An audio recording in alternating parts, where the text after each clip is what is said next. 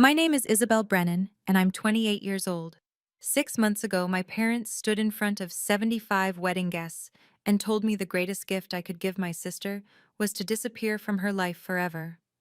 They said my presence would ruin her perfect day, that I was an embarrassment to the family name. What they didn't know was that I held the power to ruin much more than just one day. The champagne glass that slipped from my trembling hand became the catalyst for exposing decades of lies, hidden documents, and a fortune they never knew existed. Before I share what happened at that rehearsal dinner, please take a moment to like and subscribe. But only if you genuinely connect with stories about setting boundaries with toxic families. I'm curious where you're watching from and what time it is there.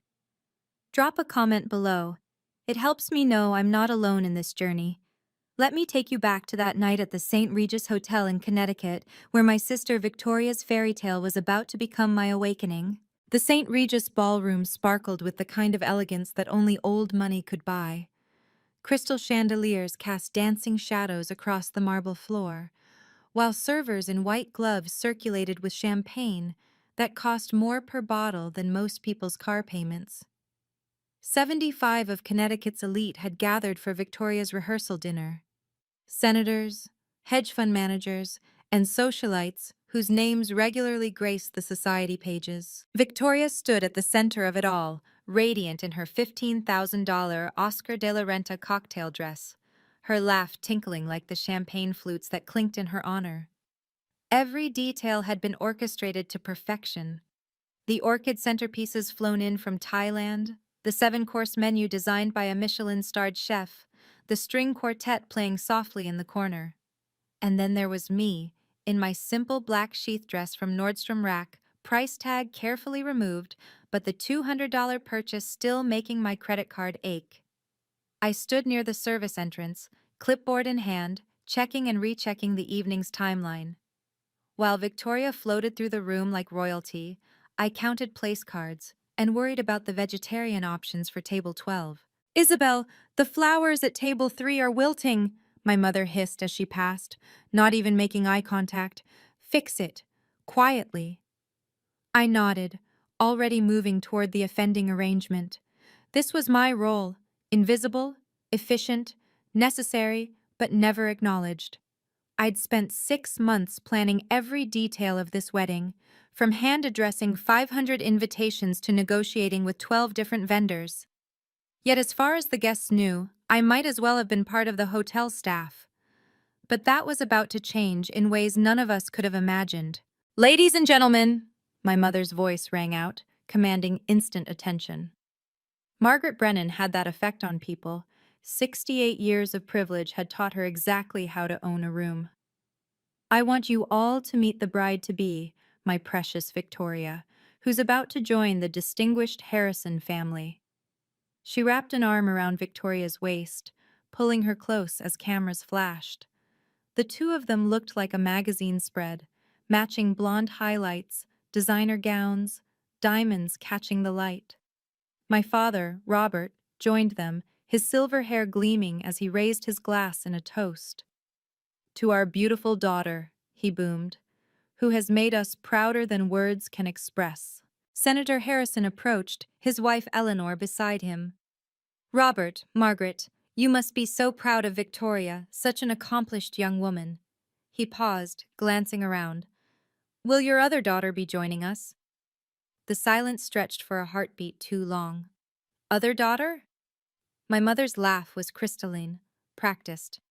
Oh, you mean Isabel? She gestured vaguely in my direction without looking. She's helping with the arrangements. She's very helpful with these sorts of things. The senator's wife followed my mother's gesture, her eyes landing on me as I adjusted a centerpiece. Oh, I see. How nice that she's so involved. The word hung in the air like a polite insult. Not talented or dedicated, just involved. Like I was a hobbyist who'd wandered in off the street. Victoria's tinkling laugh cut through the moment. Isabel's always been good with the behind-the-scenes stuff. Some people are just meant for the spotlight and others. She trailed off with a delicate shrug. My hands tightened on the clipboard, but I kept my expression neutral. professional, calm. But that was about to change. 6 months earlier, I'd sat in my parents' living room, volunteer forms spread across the coffee table. "I want to handle Victoria's wedding," I'd announced, trying to keep the hope out of my voice. All of it, the planning, coordination, everything. Victoria had looked up from her phone, one perfectly sculpted eyebrow raised. "You? Isabel, you can barely match your socks, just don't mess it up like usual." "Like when she tried to help with the charity gala," my mother added, not looking up from her magazine. "We're still apologizing for that disaster." I'd accidentally double-booked the venue, a mistake that happened because they'd given me the wrong date to begin with. But that detail had been conveniently forgotten. "Maybe stick to simple tasks," my father had said, his tone dismissive. "We can hire a real wedding planner for the important decisions." "I have a degree from Parsons," I reminded them quietly. "I graduated summa cum laude. Interior design includes event planning." "Online courses hardly count as Parsons, dear," Victoria had laughed, even though she knew I'd attended in person, even though she'd been at my graduation. Or rather, she'd been in the parking lot, complaining about the traffic. But I'd persisted. For 6 months, I worked 16-hour days without pay, without thanks, without recognition.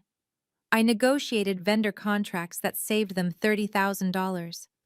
I hand-calligraphed 500 invitations when the professional they'd hired fell through. I solved crisis after crisis, from the caterer's bankruptcy to the venue's double booking.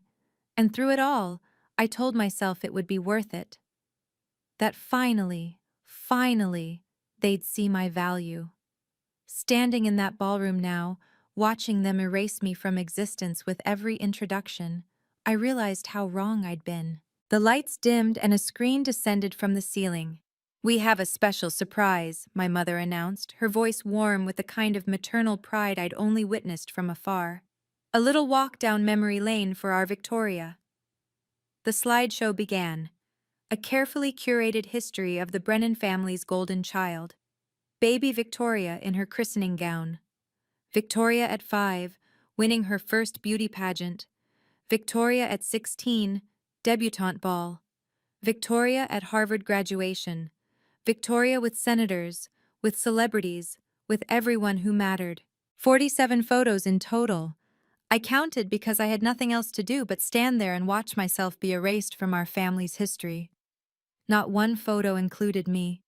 Not the Christmas mornings we'd shared, not the family vacations, not even the group shots where I knew I'd been standing right there, just outside the frame. "Such a beautiful family," someone murmured behind me. "Does Victoria have any siblings?" another guest asked. My mother's response carried across the room with perfect clarity. "She's our only child who matters in moments like these." The words weren't even cruel anymore. They were just fact, stated as simply as the weather forecast. The champagne glass in my hand started to shake, tiny ripples disturbing the golden surface. A woman I didn't recognize leaned toward her companion. "Isn't that their other daughter, the one by the service door?" "I think she's the wedding planner," her friend whispered back. "Or maybe she works for the hotel." I set down the trembling glass carefully, precisely, the way I'd learned to do everything in this family, without making a sound, without leaving a trace. But my hands wouldn't stop shaking. Something inside me was beginning to crack, hairline fractures spreading through 28 years of practiced invisibility. What most people didn't know was that I wasn't just the forgotten daughter playing party planner. For the past 4 years, I'd been managing the family's investment property, a 23-unit apartment building in downtown Stamford that generated $400,000 annually. Every lease negotiation, every maintenance crisis, every tenant dispute. I handled it all while my parents collected the checks. "Isabel," Victoria appeared beside me, her voice honey-sweet. "After the wedding, Daddy's transferring the Stamford property to me and Harrison. We'll need you to train our property manager, of course. Shouldn't take more than a few months of your time." "The property I've been managing?" I kept my voice level. "Well, managing is a strong word. You've been overseeing things. But now that I'm joining the Harrison family, we need to elevate our portfolio. Professional management, you understand. I understood perfectly. 4 years of 3 a.m. emergency calls, of negotiating with contractors, of turning a building with 40% vacancy into one with a waiting list. All of it would be handed to Victoria like everything else. The lease agreements, I said carefully. They'll need to be reviewed. Victoria waved dismissively. Harrison's lawyers will handle all that. Oh, and Mother wants you to move out of the penthouse by next month. We're converting it to an Airbnb, so much more profitable than family discounts. The penthouse where I'd lived for 3 years, paying market rent, despite managing the building for free. 23 tenants whose names I knew, whose kids I'd watched grow up, whose lives I'd become part of. All of it would be stripped away like I'd never existed. Of course, I heard myself say, the words automatic. Whatever the family needs. But for the first time, I wondered what would happen if I stopped being what the family needed. If you've ever felt invisible in your own family, type "seen" in the comments. I read every single one, and it helps me know I'm not alone in this experience. Also, what would you have done in my situation? Stayed silent or spoken up? Let me know below while I tell you what happened when that champagne glass slipped. Because what came next changed everything, and I mean everything. The champagne, the scream, the words that would echo through that ballroom. It all started with my trembling hands and ended with documents no one knew existed. Let me show you how it unfolded. My hands hadn't stopped shaking since the slideshow. I reached for a fresh glass of champagne from a passing tray, trying to steady my nerves, trying to be invisible just a little longer. The crystal was slippery with condensation, and as I lifted it, my trembling fingers betrayed me. The glass tilted. 3 drops, just 3 tiny drops, arced through the air in what felt like slow motion. They landed on Victoria's dress, nearly invisible against the cream-colored silk, no bigger than tears. But Victoria's scream could have shattered the chandeliers. "My dress!"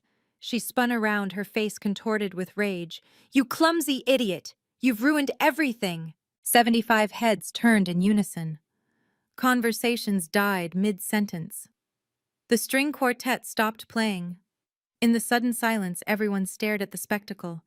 Victoria, the beautiful bride, pointing at me with theatrical horror, and me, frozen with an empty glass in my hand. "Look what she's done!" Victoria grabbed her mother's arm, gesturing at the microscopic spots. "This dress cost more than her car." I looked at the spots, 3 tiny dots you'd need a magnifying glass to see. The dress wasn't ruined. It wasn't even noticeably stained. But that didn't matter. This wasn't about the dress. "I'm sorry," I said quietly. "I'll pay for the cleaning." "Cleaning?" My mother's voice cut through the air like a blade. "This is a Vera Wang original. It's destroyed." The guests pressed closer, phones appearing in hands, everyone wanting to capture the drama. Someone was definitely recording. I saw the red light on their phone, saw them zoom in on my face. "Typical Isabel," Victoria said loudly, playing to her audience. "She ruins everything she touches." The room held its breath, waiting to see what would happen next. "You ruin everything!" My mother's voice rose to a pitch I'd never heard before. "Every single time we try to have something nice, something special, you destroy it. Can't you do one thing right?" My father's face had turned purple, a vein pulsing at his temple. "One thing without destroying it?" Victoria had started to cry. Perfect crystalline tears that didn't disturb her makeup. "My wedding is ruined," she sobbed into Harrison's shoulder. "She always does this. She's always been jealous of me." The crowd pressed closer, their whispers creating a low hum of judgment. I caught fragments. How embarrassing. Poor Victoria. Some people just don't belong. "It's 3 drops," I said, my voice barely above a whisper. "The dress isn't ruined." "Don't you dare minimize this," my mother hissed. She turned to the crowd, her voice carrying to every corner of the ballroom. "I apologize for my daughter's behavior. She's always been difficult." Senator Harrison's wife shook her head sympathetically. "These things happen, Margaret. Though perhaps, she glanced meaningfully at me, perhaps some people aren't suited for certain occasions. You're absolutely right, my father said, his jaw clenched. He looked at me with something beyond anger. It was complete dismissal, like I was a problem to be solved rather than his daughter. Then my father stood up, his chair scraping against the marble floor. He raised his hand for silence, and the room obeyed instantly. Robert Brennan commanded that kind of respect, built on decades of business dominance and social positioning. I have something to say, he announced, his voice carrying the weight of finality. The air in the room became electric with anticipation. In the corner of the ballroom, almost hidden behind a marble column, sat my grandmother, Eleanor. At 85, she commanded attention even in stillness. Silver hair pulled into an elegant chignon, wearing the kind of understated black dress that whispered rather than shouted its price tag. She hadn't said a word all evening. While others gasped and whispered, while phones recorded and my parents raged, Eleanor Brennan sat perfectly still, her eyes sharp as surgical instruments.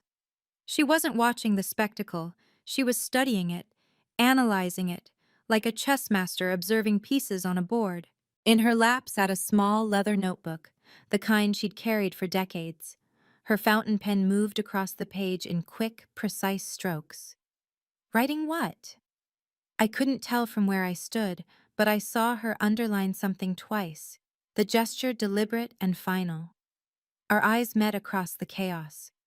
While 74 people watched my humiliation with either pity or entertainment, Eleanor looked at me with something else entirely.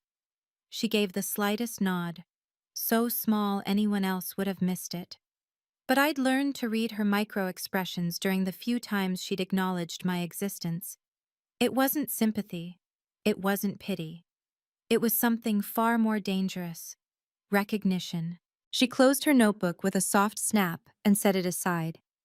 Then she did something she hadn't done all evening. She picked up her champagne glass and took a deliberate sip, her eyes never leaving my father as he prepared to speak. Interesting. I saw her lips form the word, though no sound came out. A server approached her, but she waved him away without looking, her attention fixed on the scene unfolding. Whatever was about to happen, Eleanor Brennan was ready for it. Standing near the service entrance, partially obscured by a potted palm, was a man I'd never seen before. Everything about him seemed deliberately unremarkable. Medium height, brown hair, the kind of face you'd forget 5 minutes after meeting. But his suit told a different story. That was Tom Ford, at least $10,000 worth of tailoring that had been crafted to look modest. He held a phone, but he wasn't scrolling. He was documenting. I watched him capture my father's purple face, my mother's theatrical gestures, Victoria's performed tears. He wasn't recording video. He was taking specific, timed photographs, each one deliberate and methodical. When he shifted position, I caught a glimpse of the briefcase at his feet. Black leather, combination locks, and barely visible in the embossed corner. Miller and Associates, Estate Law. His eyes met Eleanor's across the room. The look they exchanged lasted less than a second, but it was loaded with meaning. She tilted her head slightly toward my father. The man, Miller I assumed, nodded once and returned to his documentation. He photographed the crowd, their eager faces hungry for drama. He captured the 3 tiny spots on Victoria's dress, using his phone's zoom with practiced precision. He even photographed the broken champagne glass on the floor, the one I'd dropped, making sure to capture its position relative to where I stood. "Who's that?" I heard someone whisper. "No idea. Maybe hotel security?" But hotel security didn't wear Tom Ford. Hotel security didn't exchange loaded glances with Eleanor Brennan. And hotel security definitely didn't carry briefcases from estate law firms. Something was happening here, something beyond my public humiliation. The players were positioned, the documentation was being gathered, and I was beginning to realize this might not be the ending my family expected. My father's voice filled the ballroom with the authority of a man who'd never been challenged.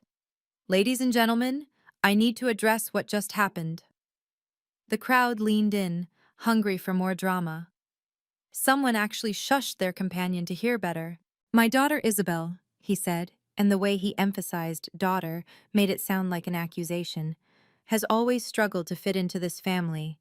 Despite our best efforts, despite every opportunity we've given her, she remains, he paused, searching for the word, a liability. My mother stood beside him, nodding. Victoria had stopped crying, a small smile playing at her lips. Therefore, my father continued, his voice gaining strength, I want to make something clear, here in front of all of you, our dearest friends and family. The room was so quiet I could hear my own heartbeat. Isabel, the greatest gift you could give your sister for her wedding. He looked directly at me, his eyes cold as winter stone. Is your permanent absence from our family. Gasps rippled through the crowd. Someone dropped a glass. The sound of it shattering seemed to echo forever. We don't want you at the wedding, he continued, each word a nail in a coffin I didn't know he'd been building. We don't want you at family gatherings. The best thing you can do for Victoria, for all of us, is to disappear. Forever. Victoria stepped forward, her voice sweet as poison. It's for the best, Isabel. You know you don't belong here. 75 people stared at me, waiting for my response. Some looked horrified, others entertained, but all of them were witnessing my complete erasure from my own family. The silence stretched, heavy as a funeral shroud. The ballroom erupted in whispers that built to a roar. Phones appeared like weapons, everyone desperate to capture this moment of pure, unfiltered cruelty. I saw at least 12 people actively recording, their cameras trained on my face, waiting for me to break. Oh my God, someone whispered, loud enough for everyone to hear. He just disowned her, in public. Did you get that? Another voice asked urgently. Tell me you got that on video. Senator Harrison looked deeply uncomfortable, shifting his weight from foot to foot. His wife grabbed his arm, whispering urgently in his ear. Even in my shock, I caught her words. This is not the family we thought they were. A woman I recognized as a gossip columnist for the Connecticut Herald was typing furiously on her phone, her eyes bright with the kind of story that would dominate social media for weeks. But the worst part wasn't the strangers. It was the people I'd known for years. My mother's book club friends, who'd eaten my homemade pastries at countless meetings, avoided my eyes. My father's business partners, men who'd praised my apartment management at dinner parties, suddenly found the ceiling fascinating. I stood there, completely alone in a room full of people, my legs trembling but refusing to buckle. I would not give them the satisfaction of seeing me cry. I would not beg. I would not plead. Well, my father demanded, nothing to say? No tears? No begging? He seemed almost disappointed by my silence. The crowd held its collective breath, waiting for my response, for the breakdown that would complete their evening's entertainment. That's when Grandmother Eleanor stood up. The soft scrape of her chair against marble might as well have been a thunderclap. This is where everything changed. But before I reveal what happened next, I want to know, have you ever had a moment where your family showed their true colors in public? Share your story in the comments. It's therapeutic to know we're not alone. And if this is resonating with you, please consider sharing it with someone who might need to hear that setting boundaries is not just okay, it's necessary, because what my grandmother was about to reveal would flip the entire power dynamic in that room. The documents, the trust fund, the secrets my parents never knew existed. It all came out in the next 5 minutes. Robert, sit down. My grandmother's voice wasn't loud, but it cut through the chaos like a blade through silk. Every head in the room turned to watch Eleanor Brennan rise from her chair with the deliberate grace of royalty. My father's face went from purple to white in the span of a heartbeat. Mother, this doesn't concern. I said, sit down. The temperature in the room seemed to drop 10 degrees. This wasn't the voice of a grandmother at a family gathering. This was the voice of the woman who'd built the Brennan empire from nothing, who'd turned a small real estate office into a multi-million-dollar corporation before women were even allowed to have business credit cards. My father sat. He didn't want to. You could see the resistance in every muscle. But he sat. Eleanor walked toward the center of the room, her cane clicking against the marble in a rhythm that sounded like a countdown. The crowd parted before her like the Red Sea. "You just disowned the wrong grandchild," she said, her voice carrying to every corner of the ballroom. "And you did it in front of 75 witnesses." "Mother, you don't understand," my mother started. "I understand perfectly, Margaret." Eleanor's eyes were arctic. "I understand that you've spent 28 years punishing Isabel for the crime of being born second. I understand that you've taken her work, her dedication, her love, and treated it like garbage." She turned to face the crowd, addressing them directly. "I also understand that my son is about to learn exactly how much power he doesn't have in this family." My father's face had gone from white to gray. "What are you talking about?" Eleanor smiled. It wasn't a pleasant smile. "Mr. Miller, I believe it's time." The man in the Tom Ford suit stepped out from behind the potted palm, his movements so smooth it seemed choreographed. "Good evening. I'm James Miller, senior partner at Miller & Associates, and Mrs. Eleanor Brennan's personal attorney for the past 30 years. He set his briefcase on the nearest table with deliberate precision, the locks clicking open in the silence. The sound seemed to echo off the marble walls. "Miss Isabel," he said, turning to me with the kind of respect my family had never shown. "As per the terms of your trust fund, established by your grandmother when you were born, certain conditions have now been met." "What trust fund?" My mother's voice cracked.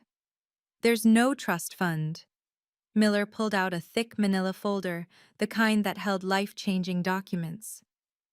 "The Isabel Rose Brennan Irrevocable Trust, established 28 years ago with an initial deposit of $5 million, now valued at approximately $15 million with interest and investments." The sound that came from my father's throat wasn't quite human. "Furthermore," Miller continued, his voice professional and measured, "as of her 21st birthday, Miss Isabel has been the legal owner of the Stamford property, though she's graciously allowed the family to believe otherwise while she managed it." Victoria's perfectly composed face finally cracked. "That's impossible. Daddy owns that building." "No," Miller said simply. "Your father manages the paperwork. The deed has been in Miss Isabel's name for 7 years. She's also a voting member of the Brennan Corporation Board, holding 30% of shares, more than any individual family member except Mrs. Eleanor herself." "You're lying," my father managed to choke out. Miller smiled thinly. "I have the documents right here. All notarized, all legal, all binding." 30%? My father's voice had gone hoarse. "That's impossible. I would have known. I would have seen the paperwork." "You saw what you expected to see," Eleanor said coldly. "Every document you signed for the family trust was actually strengthening Isabel's position. You never read the fine print because you assumed I'd always favor Victoria, just like you did." Miller spread the documents across the table like a dealer showing a winning hand. "Miss Isabel owns the Stamford building outright, all 23 units generating $400,000 annually. She holds 30% of Brennan Corporation voting shares. She's the beneficiary of a $15 million trust that becomes fully accessible on her 30th birthday, or immediately if she's publicly disowned by her parents." He paused, letting that sink in. "Which, thanks to your announcement in front of 75 witnesses, just happened." The room exploded. Guests gasped, phones came out, and the gossip columnist looked like she'd won the lottery. But I couldn't focus on any of them. I was staring at the papers, at my name printed over and over again in legal black and white. "You've been living in my building for 4 years, Dad," I said quietly, finding my voice at last. "Paying rent to me. I processed every payment, fixed every problem, and you never once wondered why your signature wasn't on any of the legal documents." Victoria grabbed the nearest paper, her hands shaking. "This has to be fake. Grandma would never." I would, and I did, Eleanor interrupted, because I saw what you all refused to see. Isabel has been running this family's assets for years while you played dress up and called yourself an influencer. And there's one more thing, Miller added, his voice cutting through the chaos. I stood up slowly, my legs finally steady. The trembling had stopped. For the first time in 28 years, I felt the solid ground of my own power beneath my feet. You want me gone? I said, my voice calm and clear. I accept. I walked to the table where Miller had spread the documents, picked up the pen he offered, and began signing. Each signature was deliberate, final, a punctuation mark on years of invisibility. Effective immediately, I'm withdrawing from all family operations, I announced, my voice carrying the kind of authority I'd never been allowed to use before. The Stamford building accounts will be frozen for transition to my personal management company. All automatic payments to Brennan Corporation from my properties cease as of midnight tonight. Wait, my father said, his voice strangled. The Stamford building generates 70% of our liquid income. I'm aware, I said simply, signing another document. I've been managing your books for 4 years, remember? Though you called it helping out. Victoria stepped forward, her perfect composure finally shattered. You can't do this. The wedding venue needs the final payment tomorrow. That's $300,000. That sounds like a you problem, I said, using her favorite phrase from our childhood. Maybe ask your influencer sponsors for help. Isabel, please, my mother said, and it was the first time she'd said my name all evening without sneering. Let's discuss this privately. Privately? I set down the pen and looked at her directly. You made this public. You announced my exile in front of everyone who matters to you, so everyone can witness the consequences. I turned to Miller. Please ensure all transitions are completed by Monday morning. Already in motion, Miss Brennan. Wait, you can't do this? My mother's carefully maintained composure cracked completely. The Harrison merger depends on our property portfolio. The wedding venue needs payment. Victoria grabbed my arm. 300,000 by tomorrow, or they'll cancel everything. The corporate credit line, my father said, his voice hollow. You're the guarantor. Without you, the bank will. Call in the loan. Yes, I know. I gently removed Victoria's hand from my arm. You might want to liquidate some assets quickly. Let's discuss this privately, my father tried again, his commanding voice now pleading. We can work something out. You made it public, it stays public, I said, gesturing to the 75 witnesses, half of whom were still recording. These people watched you disown me. They can watch you face the consequences. Senator Harrison cleared his throat. Robert, perhaps we should postpone tomorrow's merger discussion, given the circumstances. The wedding, Harrison's son said quietly to Victoria. Maybe we should reconsider the scale. Reconsider? Victoria's voice pitched toward hysteria. We have 500 guests coming, who you'll now need to pay for yourself, I reminded her. I've been covering vendor deposits from the building account. That ends tonight. My mother grabbed my father's arm. Do something. But what could he do? The documents were legal. The witnesses were plentiful. The disownment had been public and unequivocal. Miss Isabel, Miller said, your car is waiting outside whenever you're ready. I looked around the ballroom one last time, at the crystal chandeliers I'd selected, the flowers I'd arranged, the seating charts I'd spent weeks perfecting, all for people who'd just erased me from their lives. I'm ready now, I said. I hadn't even reached my car when the first domino fell. My phone lit up with a Google alert. Someone had already posted the video. Connecticut real estate mogul disowns daughter at 2 wedding event. The view count was climbing. 10K, 15K, 20K in minutes. By the time I reached my apartment, it had hit 50K views, and how our toxic family was trending locally. The Connecticut Herald's gossip columnist had worked fast. Her article was already live. Brennan family drama. Daughter disowned, then reveals she owns everything. The comments section was brutal. Karma came dressed as a grandmother, read the top comment with 500 likes. 3 text messages came in rapid succession from my father's business partners. Robert, given tonight's events, we're pulling out of the Westport development. The Harrison merger is off the table. Call me when your house is in order. My wife says if this is how you treat family, we can't trust you with our investment. Victoria's Instagram was hemorrhaging followers. I watched the count drop in real time, 100K to 95K to 90K. The comments under her last post, a photo of her wedding shoes, were savage. Imagine being so cruel to your sister. Money can't buy class. Your sister planned your whole wedding and this is how you thank her?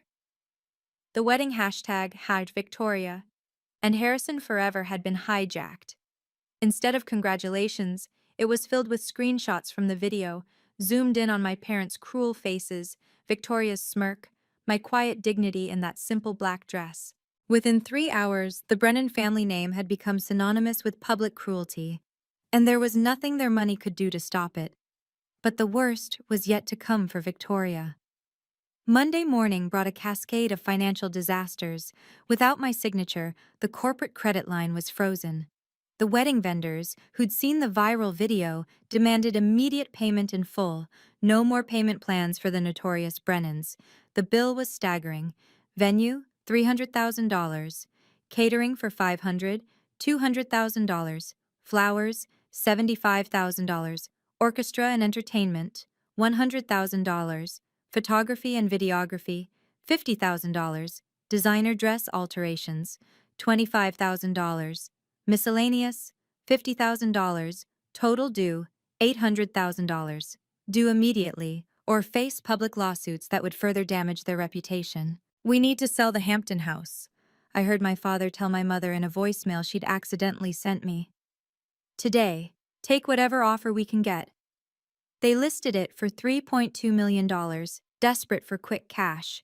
It sold in 48 hours for $2.4 million, a loss of $800,000 from what they'd paid. The buyer? One of my grandmother's shell companies, though they wouldn't discover that for months. The Stamford building, my building, had been their primary income source. Without it, they couldn't maintain their lifestyle. The country club membership, the yacht club, the charity board positions that required substantial donations, all of it started slipping away. But the cruelest blow was the discovery that Victoria's influencer career had been artificially propped up by payments from the family accounts, payments I'd been processing without questioning. Without that financial support, her engagement rates plummeted. Brands started pulling out, citing recent controversies and brand safety concerns. The princess was about to learn what life felt like without a kingdom funded by the sister she'd despised. But the worst was yet to come for Victoria, I thought, watching her desperate posts trying to salvage her image. Harrison called off the wedding on Tuesday morning. Not postponed, cancelled. His family's publicist released a statement citing irreconcilable differences in family values. But everyone knew the truth. The Harrisons didn't want to be associated with the family whose cruelty had been viewed 12 million times in 4 days. Victoria's breakdown was, predictably, public. She posted a tearful video blaming me for ruining her life, which only made things worse. The comments were merciless. Your sister gave you everything, and you treated her like garbage. The trash took itself out. Team Isabel forever. Her brand partnerships evaporated overnight. The luxury fashion brand she'd been ambassadoring for sent a termination letter. The jewelry company pulled their campaign. The fitness tea she'd been promoting distanced themselves with a public statement about supporting family values and kindness. In 1 week, she lost 100,000 Instagram followers. Her fiancé and dream wedding, brand deals worth $150,000 annually. Her apartment, it was in Harrison's name. Her reputation. She had to move back into our parents' house, except it wasn't even their house anymore. Without the building income and with the Hampton house sold, they'd had to downgrade to a rental in Norwalk. 3 bedrooms, no pool, no status. The girl who'd worn $15,000 dresses was now shopping at Target, posting desperate content trying to rebuild her following. Day in my life living at home. Got 2,000 views and hundreds of comments about karma. The penthouse apartment she'd wanted to turn into an Airbnb? I lived there for another month while I wrapped up my affairs, then sold it to a lovely young family for twice what my parents thought it was worth. Victoria had lost her kingdom in exactly 7 days. 6 months later, I stood in my new office in Asheville, North Carolina, watching the sunrise paint the Blue Ridge Mountains gold. The nameplate on my door read, Isabel Brennan, principal designer of my own firm, Brennan Interiors. Though I was considering changing the last name, the transformation had been remarkable. Free from my family's shadow, I'd discovered I wasn't just competent. I was exceptional. My first client came through Eleanor, who'd quietly spread the word among her connections. That led to another, then another. Within 6 months, I had 12 clients and 2 employees, with revenue already hitting $500,000.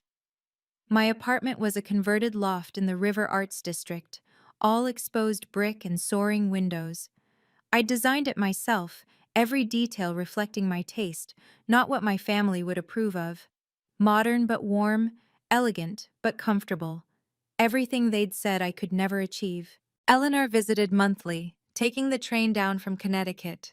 We'd have lunch at my favorite cafe, where she'd update me on the family's continued struggles and remind me that I'd made the right choice. "Your father asked about you," she said during her latest visit. "And?" "I told him you were dead to him. His words, after all." We both smiled at that. The trust fund had given me freedom, but the building income gave me power. I'd hired a professional management company, a real one, and the property was thriving. The tenants, who'd always liked me better than my family, sent a group card on my birthday. "To our favorite landlord who actually cares." Freedom tasted like morning coffee in my own office with my name on the door, in a city where nobody knew I'd once been invisible. The attempts to reconcile started 3 months after I left. First came the texts, 47 from my father, each more desperate than the last. "We need to talk. This has gone too far. Your mother is sick with worry. Please respond. You're destroying this family." Then Victoria, 200 plus messages ranging from rage to manipulation to fake apology. "I hate you. How could you do this to me? I'm sorry, okay? Is that what you want to hear? I need money for rent. Please. I'm your sister." My mother took a different approach, sending a formal letter through her attorney. 4 pages of elegant stationery filled with rewritten history, claiming she'd always loved me equally, that this was all a misunderstanding that family should forgive. I responded with my own attorney's letter, a cease and desist order, followed by a formal no-contact directive. If they continued to harass me, I'd pursue a restraining order. The extinction burst came on Christmas Eve. All 3 of them showed up at my Asheville apartment building. The doorman, whom I'd specifically briefed about this possibility, called me immediately. "Should I call the police, Miss Brennan?" I watched them on the security monitor, my father pacing, my mother crying, Victoria on her phone probably trying to document their journey to reconciliation for social media content. "Yes," I said. "Tell them there are trespassers who've been legally notified to maintain no contact." They left before the police arrived, but not before Victoria posted a tearful video about her heartless sister refusing to see family on Christmas. It got ratioed so hard she deleted it within an hour. Apologies motivated by financial desperation aren't apologies at all. Standing in my office now, a year later, I've learned truths that 28 years in that family never taught me. Boundaries aren't punishment, they're self-preservation. They're not about being cruel to others, but about being kind to yourself. Family isn't an automatic pass for love. Being related by blood doesn't grant anyone the right to destroy your spirit, diminish your accomplishments, or erase your existence. Love isn't shown through words at holiday dinners, but through daily actions, through recognition, through the simple act of seeing someone for who they truly are. Respect must be earned, not expected. My parents expected my respect while giving none in return. They demanded loyalty while showing only betrayal. They required devotion while offering only dismissal. The most profound lesson? Sometimes the most loving thing you can do, for yourself and for them, is to walk away. My absence forced them to confront the reality of who they were. Without me to blame, to diminish, to erase, they had to face the empty spaces in their own hearts. Eleanor told me something during her last visit that stays with me. You didn't break the family, darling. You revealed it was already broken.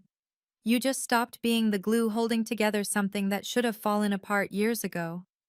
Blood makes you related, but loyalty makes you family. And I've built a new family here.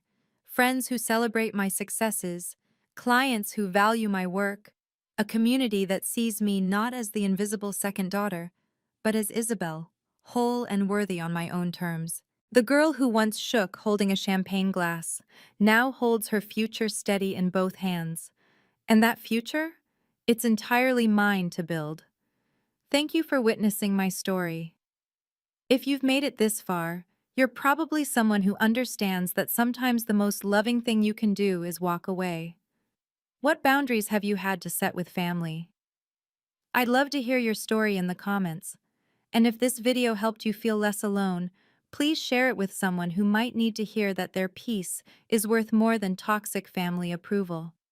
Subscribe for more stories about choosing yourself. Remember, you can't heal in the same environment that broke you. Until next time, this is Isabel, choosing freedom over family.